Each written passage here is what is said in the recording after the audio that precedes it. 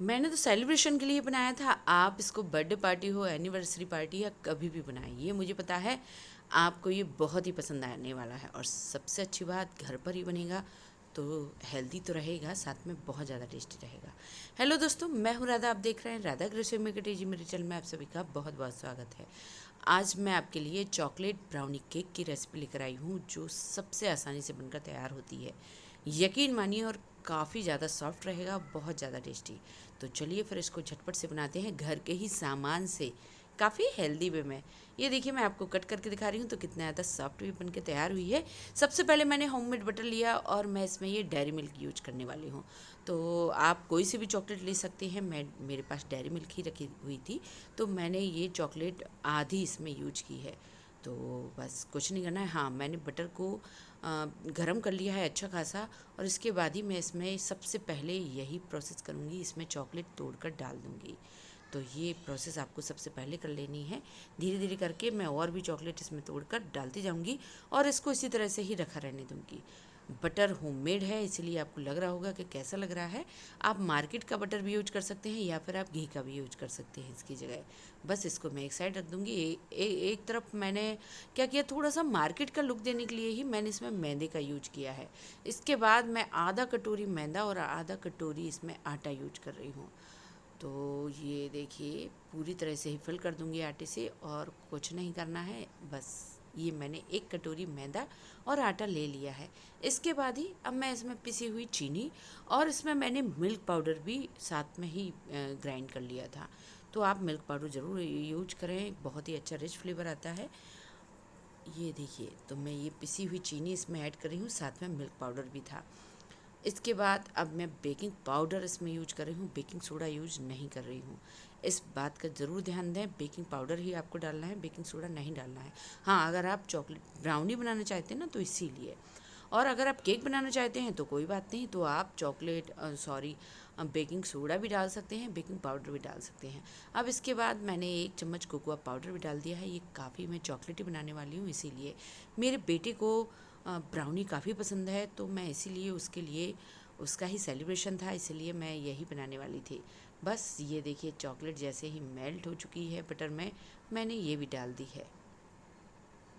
तो ये थोड़ी सी ठंडी हो गई थी। आप अच्छा खासा बटर गरम करें, उसमें चॉकलेट डाल के रख दें। आपको डबल बॉइलिंग में चॉकलेट मेल्ट नहीं करना है, इसीलिए मैंने आपको बताया है। मैं आपको बिल्कुल ही झंझट फ्री चीज़ें बताने वाली हूँ, जिसमें आपको ज़्यादा झंझट नहीं करना है। अब इसके बाद ही मैंने इसमें कॉफ़ी पाउडर डाल दिया है। एक जो 2 रुपए वाला कॉफ़ी का सेसे आता है ना, वो डाल दिया है, और वनीला एसेंस भी डाल दिया है। तो आप जब भी चॉकलेटी कुछ भी बनाएं ना, तो उसमें वनीला एसेंस की ड्रॉप कुछ ज़रूर डालें। इससे बहुत ही अच्छा फ्लेवर आता है, चॉकलेटी फ्लेवर। तो मैंने 2 रुपए वाला सेस लिया था, थोड़ा सा मैंने बचा लिया था कॉफ़ी का पाउडर, मतलब थोड़ा सा कॉफ़ी पाउडर बचा लिया था। मुझे लगा ये कम ही पड़ेगा, तो मैंने फिर पूरा ही डाल दिया इसमें। अब कुछ नहीं करना है, नॉर्मल दूध डालकर इसका एक बैटर बनाकर तैयार करूँगी।